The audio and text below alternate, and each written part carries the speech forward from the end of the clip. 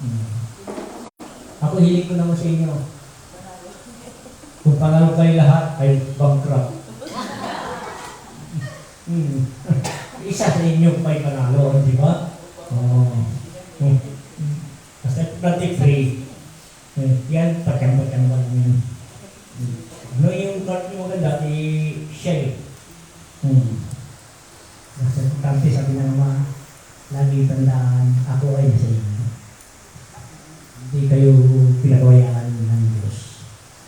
Lagi mo tandaan, kahit kailan ng bata pa tayo, hanggang may edad na tayo, ang Diyos na gagabay sa atin.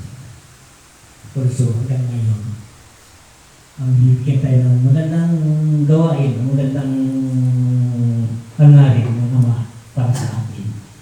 So, ang lahat yan, sabi ng Ama, mapalat kayo muna na. At ano man ang gusto nyo ay magagawa ninyo, basta masipag kayo. Tama hindi? Dahil kung hindi kayo masipag, hindi nyo may pangarap kayo, hindi nyo patutupad yan dahil walang kasipagan sa inyo. Also, ang kasipagan, ang siya, ang tunay ng kalayaan. Ibig sabihin, kalayaan yun, at tagumpayan ka, anong gusto mo sa ibang bansa, ibig pumunta dahil sa kasipagan mo, marunong ka mag-diskarte. Ang tawag ng diskarte, ang tawag sa kanya. Pati isa pa, ang gawain niya, kung walang diskarte. Ha?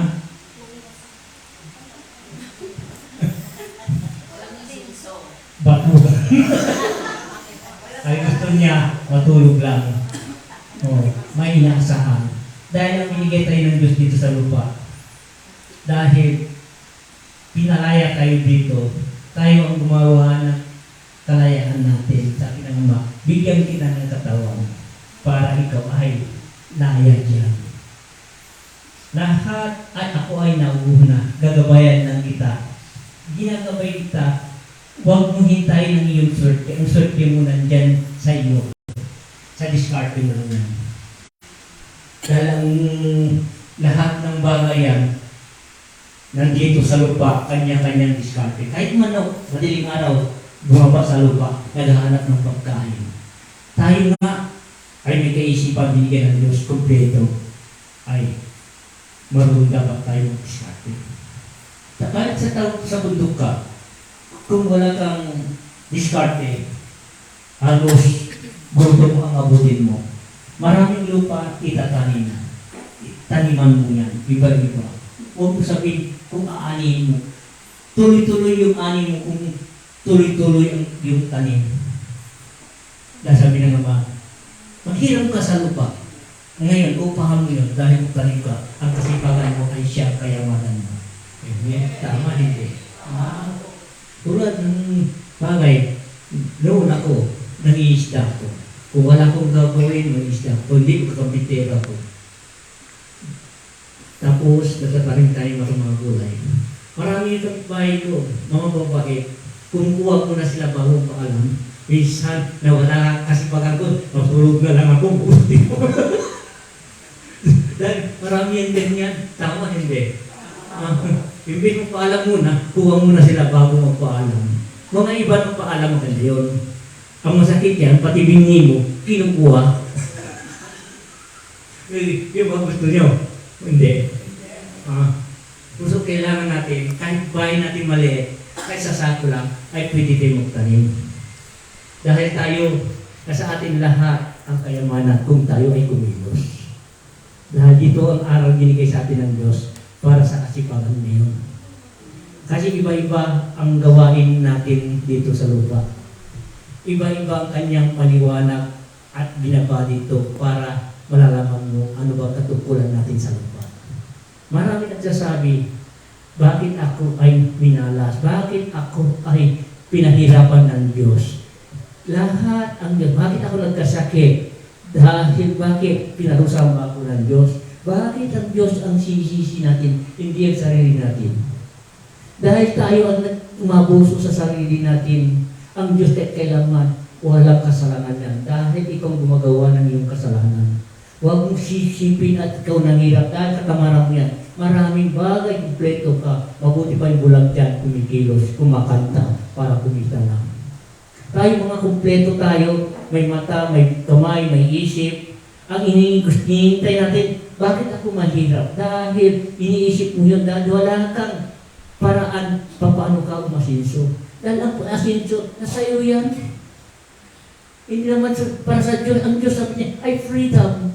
Anak, nilayang kita dyan, ikaw gumawa ng iyong. Kung ikaw ay lahat ang binibigay ko sa inyo, ganito, ay tamad ka na. Wala na.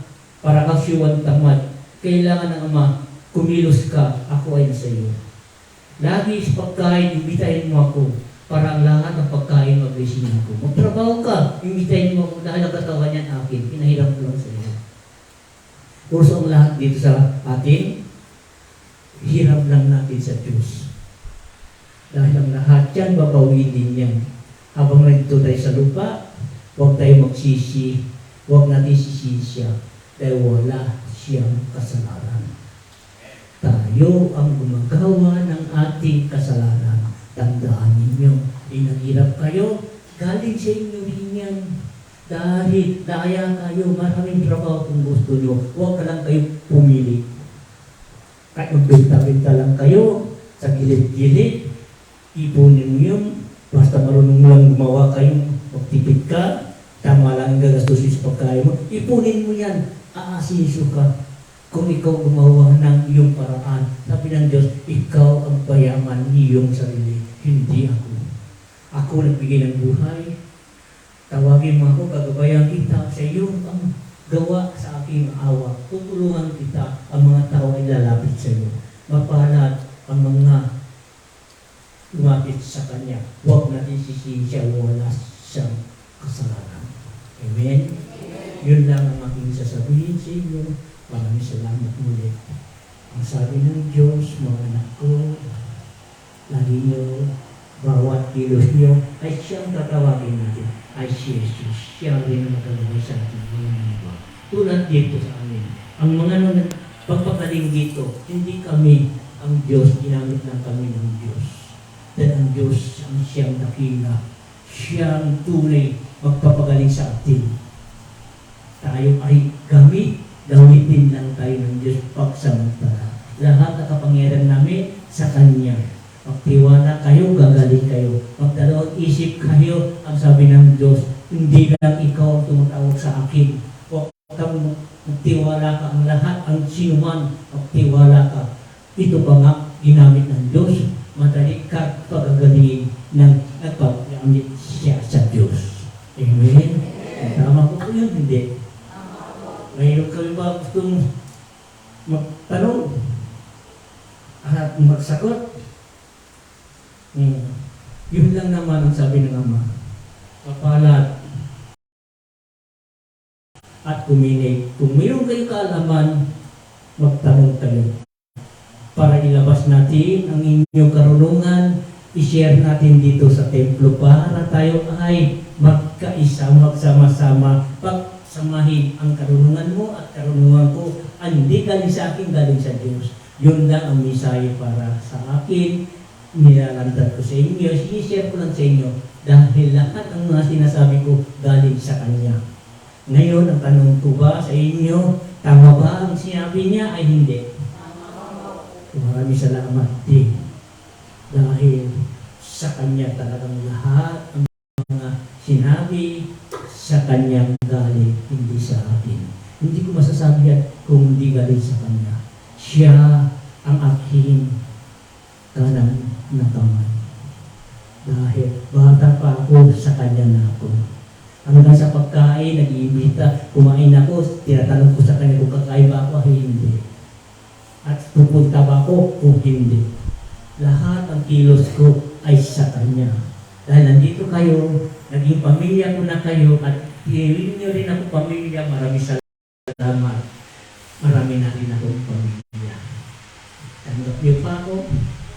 Ako ay iisa lang ako. Galing pa ako sa Holo-Sulot. Taga Mindanao ako. Napagpad ako lang mag-isang lumakad dito sa Pilipinas. Iikot ko na yung Pilipinas. At dito lang maraming salamat at dito ako tinanggap ng Diyos, ng mga tao. Dahil sa pag-ikot-ikot ko, nandito na ang sigurado ang aking tahanan. Dahil ako ay nag-isa lang. Umiikot-ikot ako hanggang saan? Hanggang sa tawi-tawi, hanggang basilan, hanggang sulok-sulok na tawi-tawi, hanggang pulo sulok-sulok, hanggang parang hanggang ano man ang gulo ng waliwalayan. Basta importante kung ano yung misa binigay ng Diyos ay pinaglalakbay kanya, walang imposible. Lahat bagay naging tagumpay ako, hindi ako natakot dahil siya ang gabay ko. Amen? Kung siya ang gabay mo, huwag kang matakot dahil siya ang nagbigay ng buhay, siya rin ang tutunang buhay. Siya lang gagawa sa paraan kung saan ka patutog, saan ka ibibigay niya ng lugar. Siya rin ang pangalan niya ay si Jesus. Amen? O, itong sabi ng Ama, paspasan ko na kayo sa banal na tubig ito. O,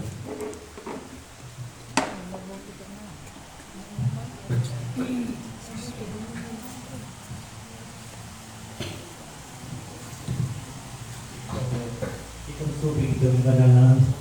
Kasi ang logo natin, year 2022, binigay sa akin ng Diyos sa Makati. Ang isang bituin bumaba, itong logo yan. Sinasabi ko sa inyo, itong gitna ito, wala sa Versace. Lahat ito meron dahil nakatakda din sa kanila ang tatak ng damit. Ang wala lang sa kanila, itong bilog ito. At yan, tatak ng Diyos. Amen. Para malapit na tayo maging katagumpayan. At sabihin niya, maraming salamat at nandito tayo. Kalinggo ay mabawasan tayo. Okay lang, basta importante ay pray nyo lang para ang lahat yan ay masaya tayo. Tandaan nyo, hindi ito ako nagpapasya sa inyo, ay si Jesus. Dahil ginamit lang ni Jesus para sa inyong lahat. Ha? Tandaan niyo ang lahat man ng sakit ninyo ay isipin nyo, walang posible kung si Lord. Basta magtiwala kayo sa sarili ninyo. Kung sino man ang tinatawag nyo ay siya yun. Ay sa akin, sabihin nila sa akin, ano bang religion mo? Ay freedom. Ibig sabihin, lahat. Dahil magrelasyon tayo sa Diyos. Walang bagay tayo ay dapat magkaisa tayo, ay freedom tayo. Kan ano man sa atin. Dahil ito, ang gusto ng Diyos, magkaisa tayo lahat. Magsama-sama tayo. Dahil kung siya Jesus ka, kung siya Jesus tayo lahat, kahit anong religion natin, yan samahan lang yan ang tunay magrelasyon tayo sa Diyos. Ang Diyos ang tunay na kaligtasan. Yun lang naman ang sasabi ng Ama, mapalad ang lahat, ang naniniwala sa akin, at sinasamba ko, at ako pa rin, ang lahat kayo, dapat magkakaisa na. Dahil iisa ang magliligtas sa inyo. Wala pang pwede magsasabi, ligtas kayo, bawat isa sa inyo, kahit tayo, wala ba? Ang sabi ng Ama, ako ang bababa, ako magliligtas. Lahat kayo ang kumapit sa akin, dapat kayo magkakaisa na. Dahil si Jesus pa rin ang inyong tinatawag, bakit kayo di magkakasundo? Yan, samahan lang yan. Walang kaligtasan dyan. Ang magliligtas sa inyo, ang pagbabala ng second coming ni Jesus. Siya ang magliligtas ng lahat. Amen? Mabuhay tayong lahat. Oh, yung mga may mga kapangyarihan, tumulong sa akin dito. Kung ay maggamot tayo sa mga taong mayroong kapansanan, kung naman ang sakit nila, ay tulungan natin sila. Sa pangalan ni Jesus, ang dakila ay tunay ng gagamot. Dito kayo. Ay tubig pala. Nakalimutan ang tubig.